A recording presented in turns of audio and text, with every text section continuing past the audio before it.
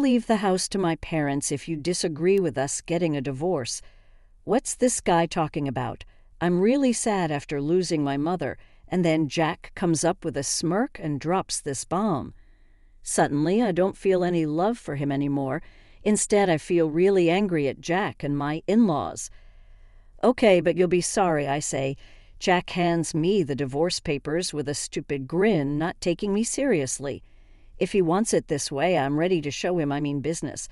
With a mean grin, I take the papers and leave for my uncle's place.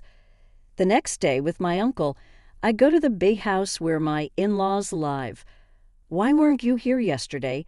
You can't just leave when you're supposed to take care of the house, they say, mistaking me for the housekeeper. Who are you talking about? I ask. I'm the wife. I already got a divorce, I tell them. Jack is shocked into silence. My uncle, who is a lawyer, steps forward. There's something I need to discuss with you, he says. Then I explain about myself. I'm Mary Carey, a 41-year-old housewife who works. I don't have a dad. He died when I was little. My mom raised me all on her own. She was a great businesswoman and built a big company from nothing, all to make sure we never struggled with money. She always wanted me to be happy and live a good life for both her and my dad. Thanks to her, we never had to worry about money. Hey, Mariah, big sis. A voice interrupts. I was nearby for work and thought I'd stop by. Tough working even on your day off, huh? Yeah, it's just how it goes. Oh, by the way, where's that heavy package you mentioned? I can help you with it while I'm here. My uncle, your brother, could pitch in too when he had time. So we never really struggled. But in our house, the rule was always to handle your own stuff. Mom, can I get a part-time job? I ask. There's something I want to buy. Sure, I don't mind. What do you want to buy? A book for a certification I want to get in the future. Oh, Mariah, you're such a good girl, my mom says. I never shied away from putting in the effort, and my mom always praised me for it. Now I have a managerial job at my company. I fell for you at first sight, Maria. Watching you never stop trying just made me fall for you even more. I met my husband Jack at work. He approached me enthusiastically, and I eventually fell for his spirit, leading us to get married. We don't have any kids, but we live a normal life together. One day I had to work late because of a long meeting. I'm finally home. I'm starving.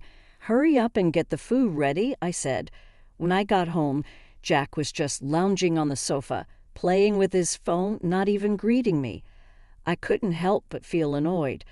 I told you I'd be home late today, so go ahead and eat first. Did you?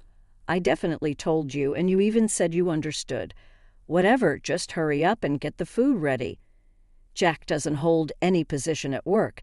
He's what you call a long-term employee.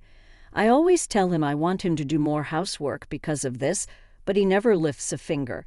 He leaves his clothes on the floor and doesn't even clear away his plates after eating. When we first got married, he used to care about me and help with the chores. You know, I just come back from work and I'm tired. You, on the other hand, have the luxury of lying on the sofa, so at least fix your own food ready. Stop nagging as if you could have kids. At those words, I snapped. It's true we don't have children, but it's not entirely my fault. Both of us have bodies that make it hard to have kids. It's the same for him. It's your fault we can't have kids because your body is defective, he says, blaming it all on me. Perhaps his pride is hurt because I have a job and he's not progressing in his career. In other words, he's just jealous and taking it out on me. That has nothing to do with this. If I'm defective for working and doing house chores, what does that make you who does neither? What did you say? Are you mocking me? That day, we ended up arguing and feeling sulky. Jack went to bed without eating anything. I was left holding my head, unable to understand his actions. I've worked so hard, I muttered to myself while warming up some pre-made dishes. The next morning, it was a rare day off with nothing to do, so I got up later than usual. Jack's not here, huh? He's usually sleeping till noon. He's probably gone to his parents' house for something. Faking that, I got ready and headed to the hospital. "Mom, I'm here." "Oh, Mariah, are you off today?" "Yeah, how are you feeling?" "Same as always." My mother had collapsed at work the other day and is currently in the hospital. Knowing her, she probably felt unwell before she collapsed, but ignored it and continued working until her body couldn't take it anymore. Even now, she must be feeling unwell, but she's working from her hospital bed. "What about you? How are you doing?" "I'm fine, really," I replied with a smile to my worried-looking mother. I can't give her any more to worry about. You know, the row of trees in front of the office was beautiful again this year. Want to see the pictures I took? Yeah, I'd like to see them. With that thought, I changed the subject. Then I had a pleasant chat with my mom and left the hospital after a while. Oh, it's for my mother-in-law. I noticed a message on my phone. Honestly, I didn't feel like calling her back, but then she started calling me. Reluctantly, I answered. "Where the heck have you been?" "I was visiting my mom at the hospital." "What? You left Jack alone to prioritize your own parent." Her shouting over the phone made me grin.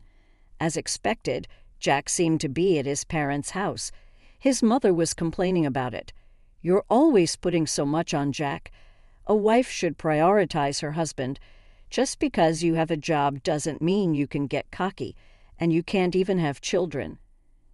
I wish she'd let her grown son live his own life. Jack always hides behind his parents. It's really pitiful. With those thoughts, I brushed her off and hung up. "What's wrong, Mariah? You look upset." "Oh, hi, Uncle. Are you here to visit Mom, too?" Something like that. Then from somewhere, my uncle called out to me. There was a man standing behind him. "Is he your colleague?" "Yeah, he might be related to your work in the future. Let me introduce you, Frank Sinatra." "Nice to meet you." He handed me his business card, and I gave him mine in return. Afterwards, my uncle told Frank to go ahead into the hospital because he had something to discuss with me. "So, who was on the phone?" "Yeah, my mother-in-law." I explained the situation with a wry smile. "Jack, who doesn't do house chores and runs to his parents' house whenever we have an argument, his mother, who defends him and insults me for being infertile." After hearing my story, my uncle looked troubled. "I'd rather you didn't tell Mom about this. I don't want her to worry anymore." "All right," my uncle nodded, looking concerned. I thanked him and we parted ways. Not long after, something happened. "Wait, Mom is." By the time I rushed back to the hospital, my mother had passed away. Stunned by the sudden farewell, I just couldn't keep up, and I was left in a daze, unable to think of anything. My uncle took charge and handled the funeral arrangements firmly. "All right, with this, the inheritance is all ours." Really, she was the CEO of a big company, wasn't she? I wonder how much money is in the inheritance. The wife's inheritance belongs to the husband's family, after all. We can finally say goodbye to that shabby house. What snapped me back to reality was such an insensitive conversation. Jack and his parents were laughing during the funeral, unable to believe their remarks. I froze, but my uncle kicked them out. Jack and his family tried to resist, but realizing people were glaring at them, they left, hurling insults at my uncle. "Maria, if you ever want to cut ties with them, just let me know." "Yeah, thank you." After that incident, I didn't want to go back to the house where Jack was, so I decided to temporarily live in the mansion, which was part of my mother's inheritance. This house was meticulously designed by my mother, filled with numerous memories. I planted flowers in the garden to soothe my busy mother, and we played hide and seek in this vast mansion on holidays. Even though she should have been busy with work, my mother always made time for me. Spending time in this mansion brings back those days. "If I'm gone, you can do whatever you want with this house," my mother had said to me when she was alive. And now I'm thinking maybe I should just as I was pondering this, the doorbell rang. Maybe my uncle came to check on me, worried, since he used to drop by unannounced when I was a kid, saying he was in the neighborhood for work. I opened the front door without thinking. "I knew you'd be here, Jack, and wow, What a fabulous house. Hey, wait a minute. There stood Jack and his parents. Surprised by the unexpected visitors, they barged into the mansion. Moreover, they brought moving boxes with them, one after another. What are you doing in my mother's house? Your mother is gone, isn't she? This is my house now. No, you're wrong. This house is in my parents' name. My mind went blank at those words. My parents. But it's my mother's inheritance. Why would it belong to Jack's parents? That illegal assistant friend changed the ownership for us. What? How dare you do such a thing without asking? Shut it. A wife's belongings belong to the husband's family. But hey, relax. We'll keep you as our maid, Jack said with a grin. The house will be given to my parents. If you oppose this, we're getting a divorce. What on earth is he talking about?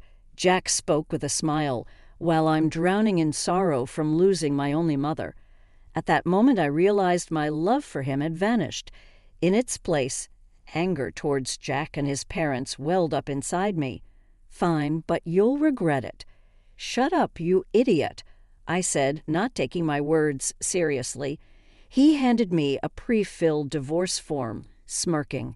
If he's serious, I'll show them I'm serious too. I'll make him regret looking down on me. Grinning, I took the divorce papers and left the house, my destination, my uncle's place. What the? They've really crossed the line this time. I immediately consulted my uncle, who is a lawyer. Changing ownership without consent is illegal and normally impossible, yet they had a legal assistant do such a thing. Don't worry, I'll protect my sister's house, and of course I'll protect you, Mariah. My uncle assured me with those words, and we immediately set out to take action. The sadness of losing my mother had completely turned into anger towards those outrageous people. I won't forgive that unreasonable family. The next day, I went to the mansion occupied by Jack's family with my uncle. Where were you yesterday? A maid can't just leave on her own accord. Maid? Who are you talking about? Who else? You, the wife. We're divorced, though. Jack froze at my words. Taking that as a cue, my uncle began to speak. I have something to discuss as a lawyer regarding this matter. He looked at Jack coldly. By the way, I immediately filled out my part of the divorce papers, handed to me yesterday, and submitted them, including that. As I reported, Jack seemed to be in a daze, probably not understanding the situation. Hey, what's all this ruckus? Just then, my in-laws popped in, probably having caught wind of the disturbance. That's when my uncle stepped in and clarified that I am the rightful owner of this house, stating firmly that any unauthorized changes to the ownership would be downright illegal. What are you talking about? We've got a legal clerk handling all the necessary paperwork. And just who might that be? You do realize this is a clear-cut case of forgery, right? Leaving my in-laws to my uncle, I turned my full attention to Jack, who was glaring at me, realization dawning in his eyes. Don't you dare pull any underhand moves. Oh, really?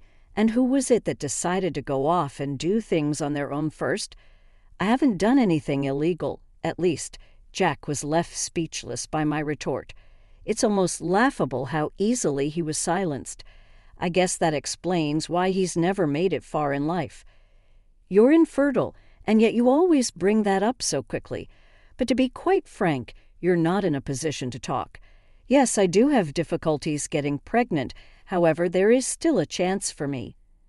If I seek treatment, Jack, on the other hand, has been told outright that having children is out of the question for him, even with medical intervention.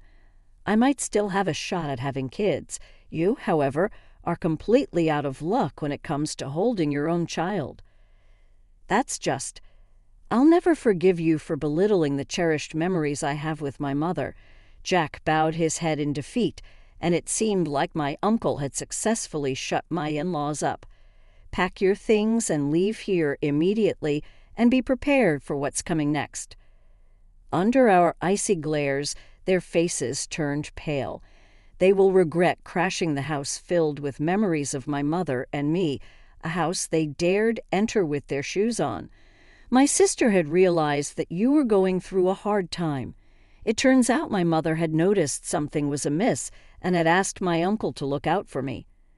Expecting that I wouldn't want to bother her with my troubles, she knew I'd keep quiet to avoid causing her stress. So she asked you to help me instead. That's what I heard from my uncle. Further investigation revealed that Jack and his family had been bragging about their plans to trick me out of my inheritance the moment my mother passed away. To prevent this, my mother had drawn up a will entrusting everything to me. She had left the will with Frank, a friend introduced by my uncle. Right here it states that all of her estate is to be left to her daughter, Maria, and she made it clear that I can do as I please with this mansion. It was clearly written in the will that had been entrusted to Frank. Jack's face turned pale as he heard this, and he started to cling to me desperately. "Please, Maria, I'm begging you. I've already sold our house, and my parents' house is gone too." "What? Why on earth would you do something like that without thinking it through?" It actually came out that Jack had racked up a significant amount of debt behind my back, and all of it was from spending lavishly at nightclubs. He had taken advantage of my busy schedule to frequent these clubs, throwing money at the hostesses night after night. To pay off his debts, he had sold off both our house and his parents' house. "Well, that's your problem, not mine, Jack. But you're my wife, aren't you? I was your wife. Now you've got two choices.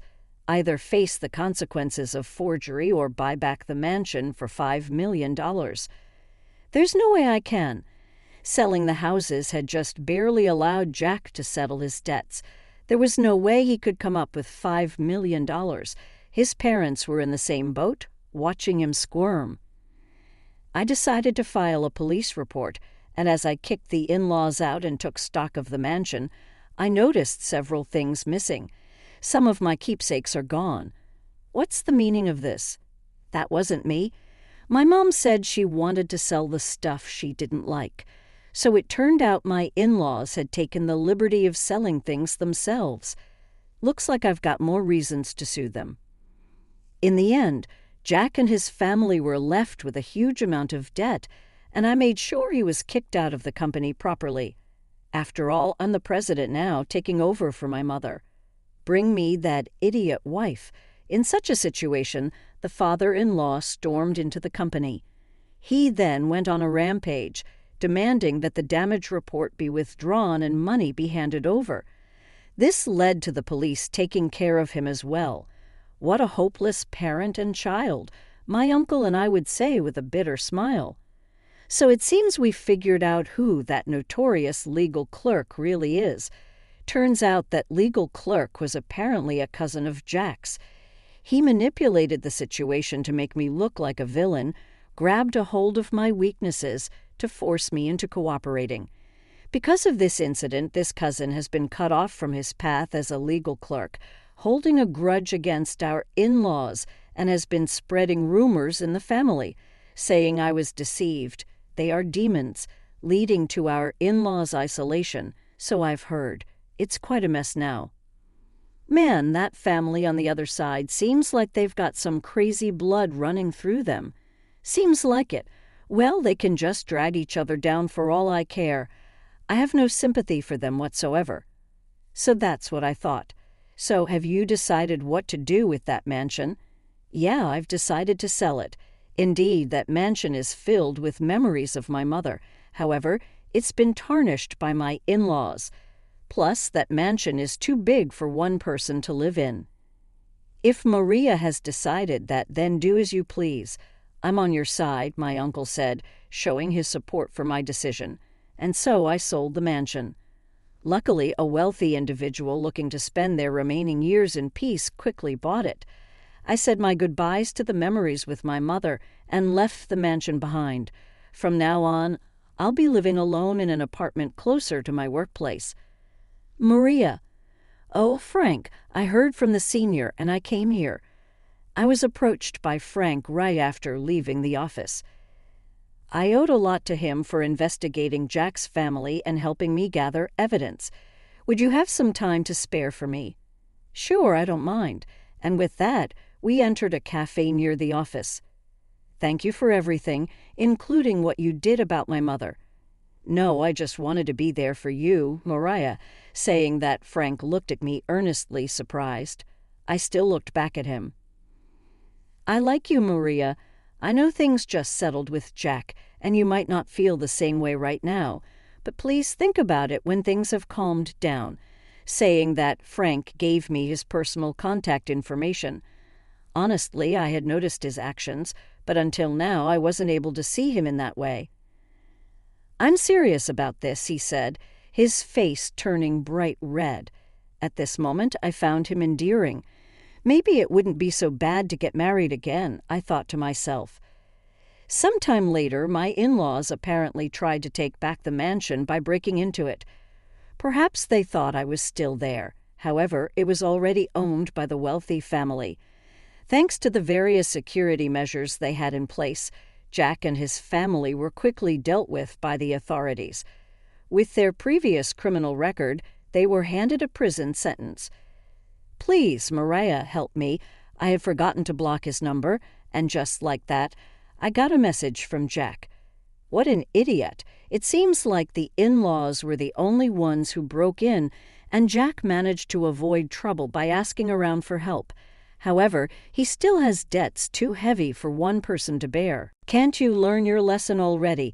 There's no way I'm going to help you." "But we were married once, weren't we?"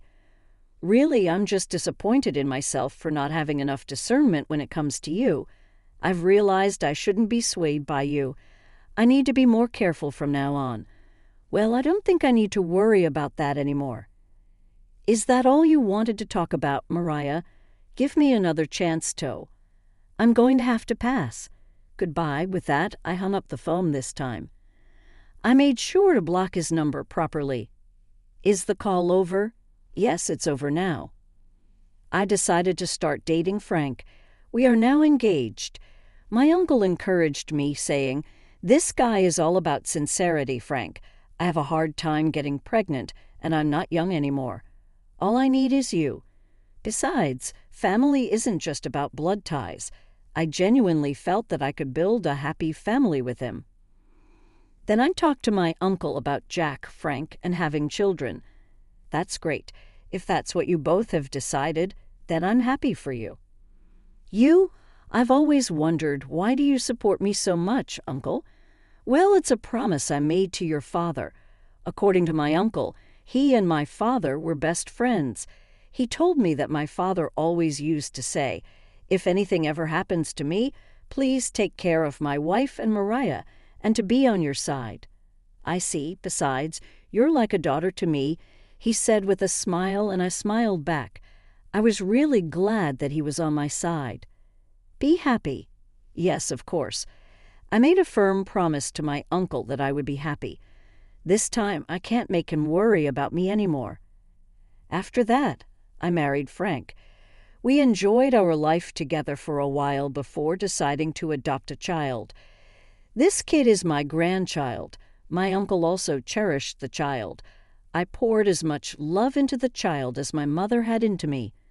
Because it's our child, we'll be fine no matter what. Yes, we will. There may be many trials awaiting us in the future, but I believe we can overcome them.